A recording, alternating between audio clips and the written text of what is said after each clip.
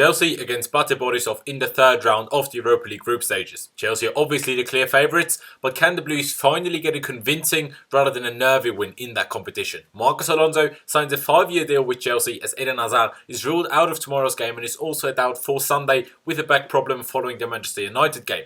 To find out about all of that and everything you need to know ahead of tomorrow night's game, make sure you watch all of this preview. Hello there guys and welcome back to 100% Chelsea for a preview of the Chelsea versus BATE Borisov game in the third round of the Europa League group stages.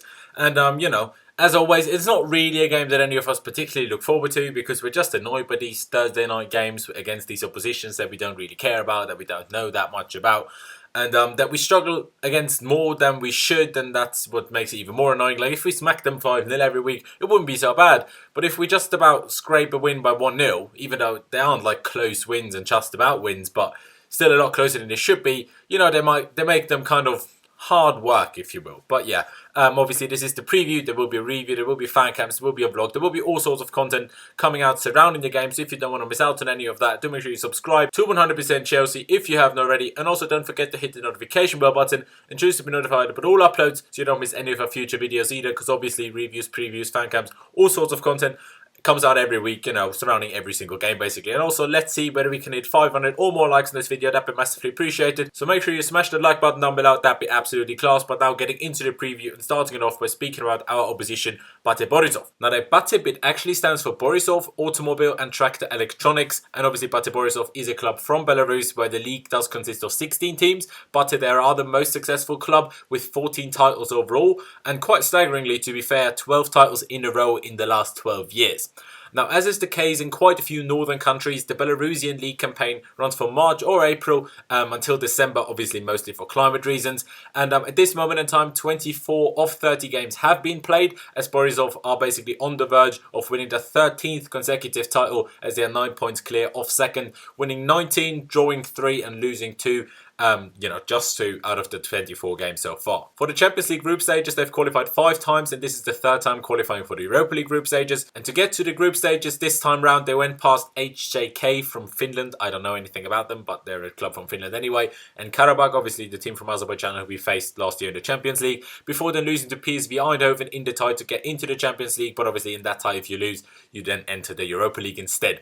Now in the Europa League, they've won the first game, of the group stages this season, away at Vidi by 2-0. And in that game, Vidi had more of the ball, but they had quite significantly less of it. And but still created quite a few more chances than Vidi did. Although from watching the highlights at least, BATE winning seems to have been just as fair as, a draw would have been. The second game in the group, though, was at home against PAOK, and they lost that quite convincingly by 4-1. And even that consolation goal for BATE was an own goal by PAOK, who completely dominated that game, leaving BATE with just over 30% of the ball and creating a lot more chances than the Belarusians themselves. In all competitions, though, BATE have only lost 5 and drawn 5 games all season, so they are definitely a team, used to winning. But of course, that is mostly down to the league they're playing, obviously being, the dominant side in that league. I mean, they're on the verge of winning 13 consecutive league titles there, so clearly very dominant.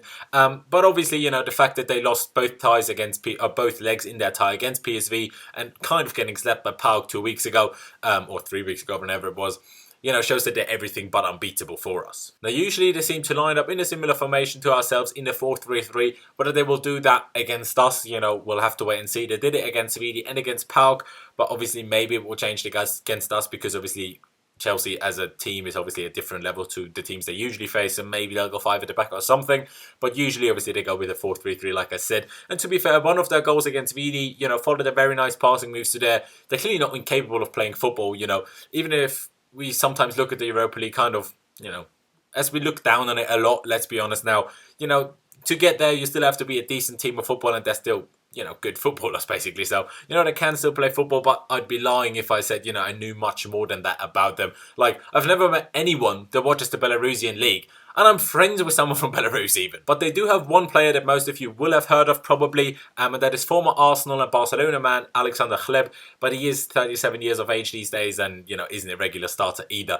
They do have 2 players on 7 goals for them, while another 2 have scored 6. So they sure seem to share the goals, the goal scoring around a bit.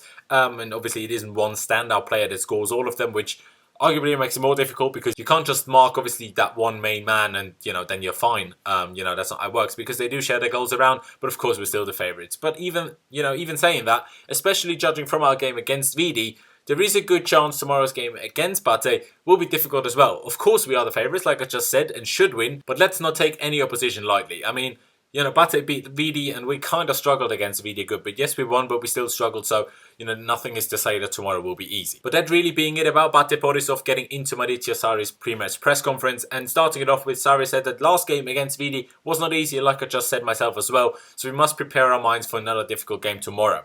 And then on Marcos Alonso signing a new contract, Sarri said that he's very happy about it and reiterated the point that he already made a few weeks back, that Alonso, if he improves in the defensive phase, which, he still has to get used to playing, in a back four rather than a back five, because there is a big difference between them, according to Sarri.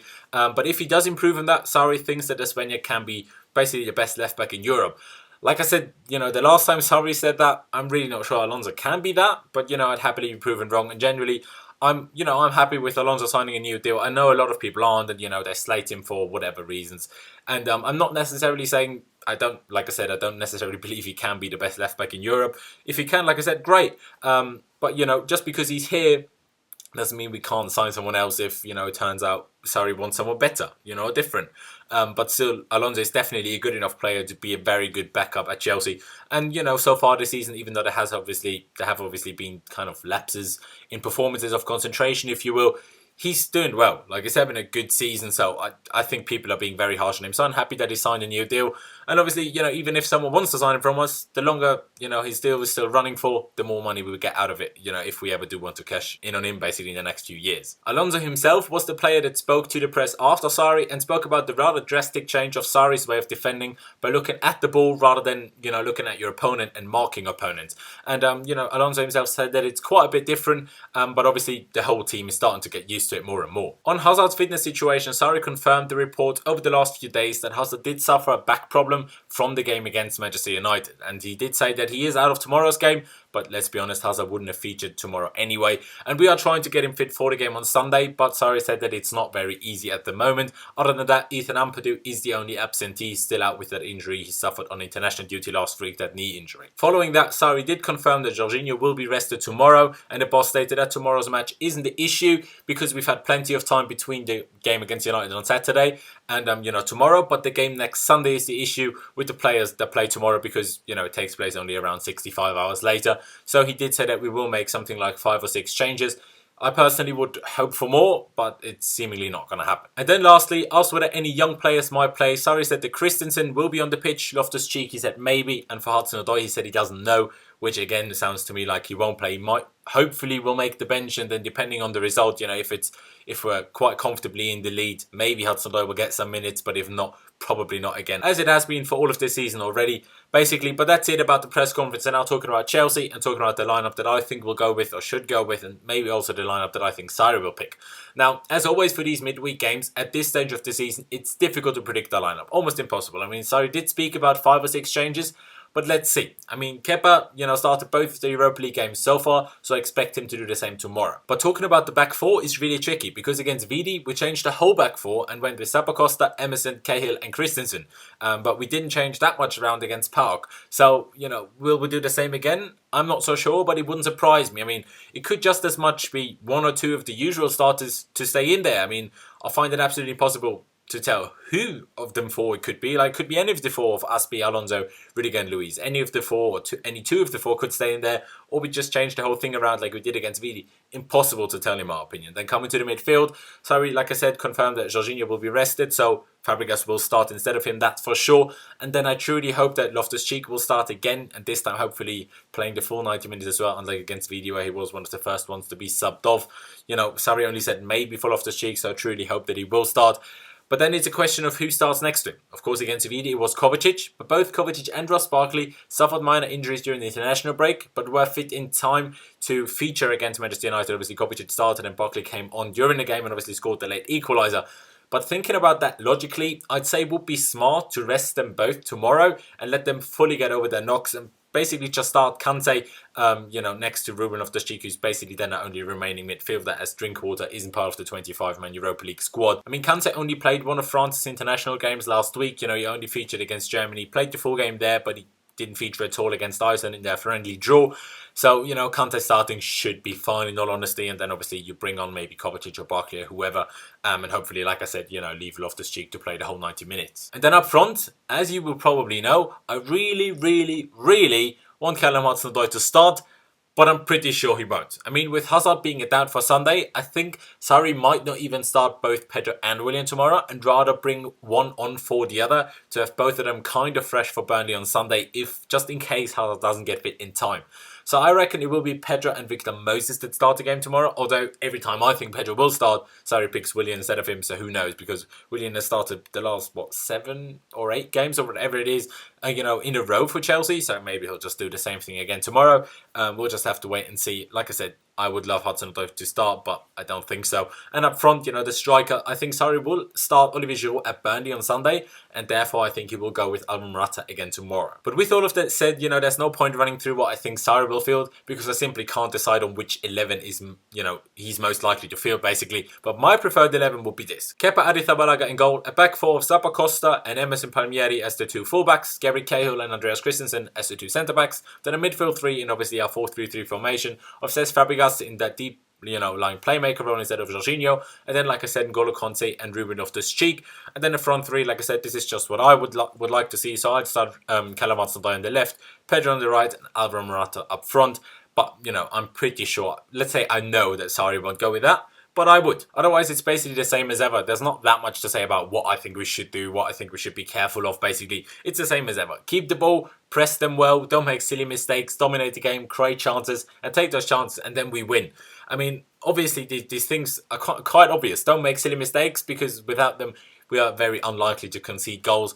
Keep the ball. If you have the ball, you can't concede goals. Who am I? Michael Owen. And, obviously, if you take your chances, when you create quite a lot of them, you're going to win the game. My score prediction is going to be a 2-0 victory. Hopefully we'll for once score more than 1 goal, in the Europa League. And my predictions of scoring 3 or more basically never come off. So I go with a solid 2-0 win and I'd be fairly happy with that. But yeah, that's really it for me. Leave me all of your thoughts ahead of the game down in the comment section below. Leave me your score predictions, your lineup predictions, and also the lineups you'd like to see. All of that down in the comment section below. Like I said in the beginning, let's see whether we can get 500 or more likes on this video. That'd be massively appreciated. So if you could smash that like button down below, that'd be absolute class. As always, don't forget to check out my social media, which is Laos1507 on both Instagram and Twitter, as you can see over here, and also the links to both of them will be down in the description below. So if you could follow me over there, that'd be massively appreciated. And of course, this is YouTube, so if you haven't already, make sure you subscribe to 100% Chelsea on YouTube, and also don't forget to hit the notification bell button and choose to be notified about all uploads so you don't miss any of our future videos. Obviously, if you don't want to miss them, because YouTube is weird, and if you don't press that, basically you're just gonna miss uploads. But yeah,